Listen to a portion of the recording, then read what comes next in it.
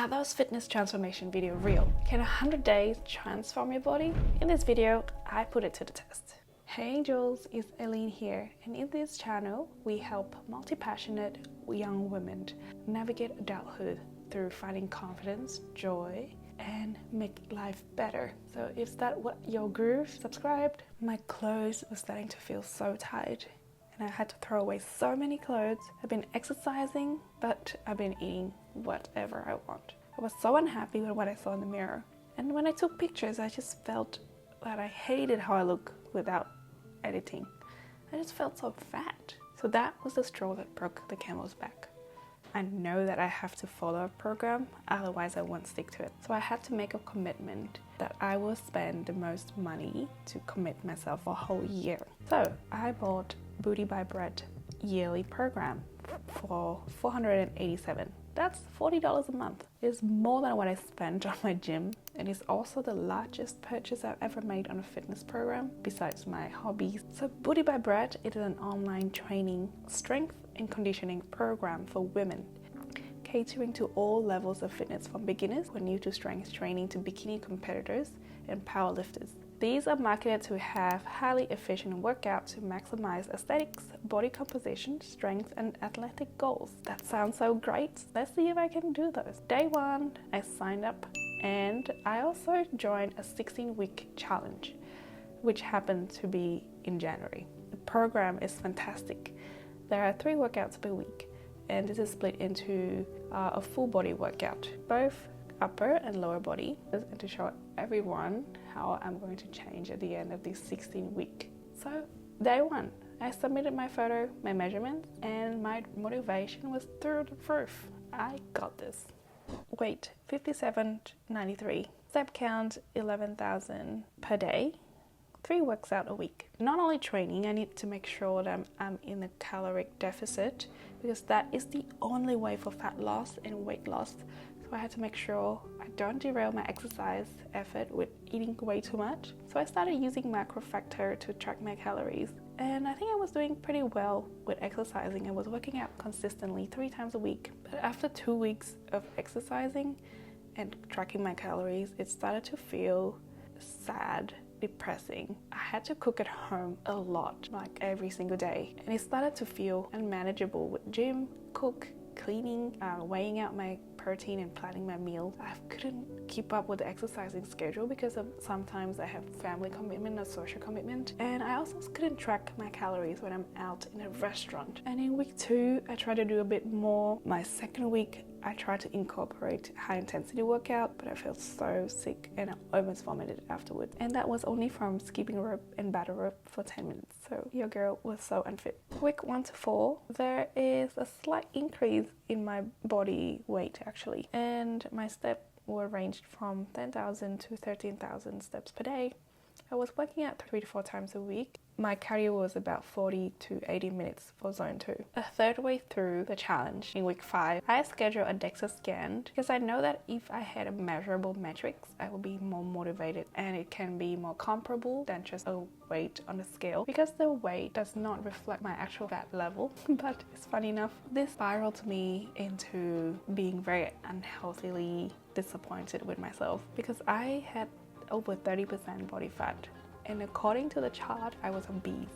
So I had to double down on reducing my calorie. But this is where I made the biggest mistake that derailed my progress for the whole challenge. So determined to reduce my calories, I went to the Macro Factor app. I can only eat 1,200 calories a day so that I can lose weight faster. That's a 500 calorie deficit, and I was so hungry every day, and I was struggling to meet that. I would follow the 1,200 calorie suggestions for the next 3 weeks. My weight was moving, but it was in the wrong direction. I was so disappointed. I still didn't fit into my old clothes. I feel sad when I was looking through my old photos and my current double chin. My sleep was really bad, and that was another bottleneck. Disappointed, I thought to myself, by this time I should have looked somewhat ripped if all those body transformation videos are true. Me still looking like a potato sack.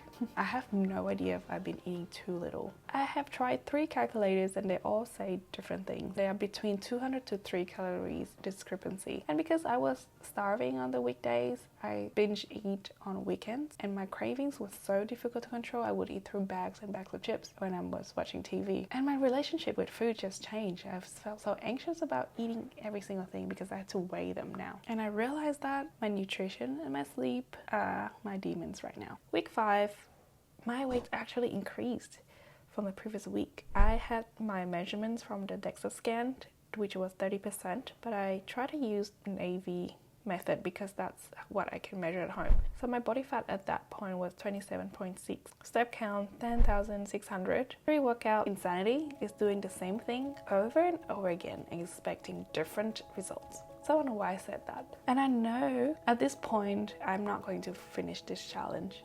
So I went back to the drawing board. I reviewed and reworked my goals.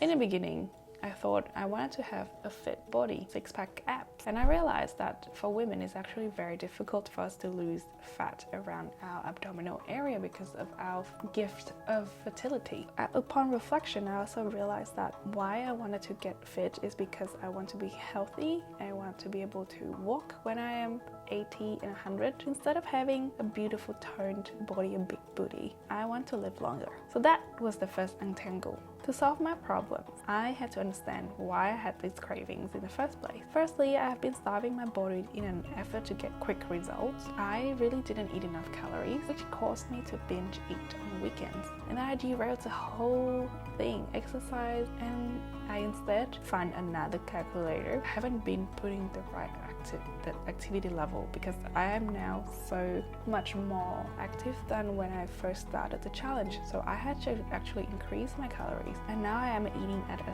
1600 calorie per day. And my focus was to get enough protein, so 2 grams per kilo weight. Another bottleneck was my sleep. So my sleep made me hungry, it slowed my recovery, and it caused fat gain. There's so many research about this. To solve my sleep problem, I had to commit myself to a new habit, and that is sleeping 8 hours or more. And believe me, that was such a game changer. Sleeping more controlled encouraged my appetite so much. I also went back to do some more research because I felt like I needed to change my way, but every single videos told me that this weight loss journey is about incremental change, and it's not a sprint. I've actually been going towards the right direction, but I just need to keep pushing on. Just have to remind myself to be patient and be kind, and that is something that is so difficult to do, right? Like 5 to 8.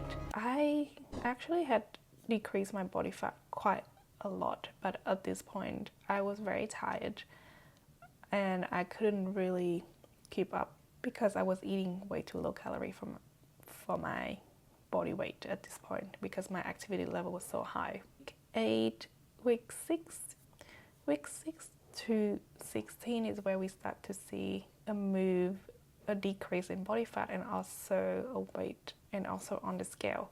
My activity level actually did not increase too much, but by week 16 I started to walk 12,500 steps per day, and that is a lot of steps from where I started. 2 weeks in between I was sick, so my progress was quite derailed, but that did not stop me too much. But maybe if I wasn't sick I would have lost a bit more body fat. This is it. This is the end of the 100-day. Stepping on the scale, guess what? I lost 0.68 kilograms. But the crazy thing is I actually lost 3% of body fat. So I went from super obese to now being in the good range. And for that I'm so proud of myself. Physically, I feel amazing. I have so much energy. I can walk 12,000 steps every day, and I realized that when I went on walks with my friends, they're so unfit because I'm so used to walking so much every single day. A hike now is just a normal walk in the park for me. Now I have built a healthy set of habits of walking 12,000 steps, exercise, and weightlifted 3 times a week. Try to eat whole foods majority of the time. Slowly I have transitioned out of tracking calories and instead just tracking my protein and eating less of those carbs or oily foods. And so far that has worked really well for me. Emotionally, I feel kind to my body. I feel that it looks beautiful just the way it is, and I'm so grateful for it to be able to lift strong weights. And I'm just so excited that I have been so great through this journey, and I've been so grateful that I've gone on to this journey to put myself through and transformed my whole existence. Now back to the beginning, when I wanted to fit in my clothes better. I realized that that is a silly goal. Fashion change and size doesn't matter. So I've moved on and focused on building a new wardrobe instead of moping on what is in the past. And look at this. My progress at the gym is incredible. If you're also on a weight loss journey, be sure to check out this video where I have consolidated all the tips that I've learned. Until next time, take care of yourself, angels.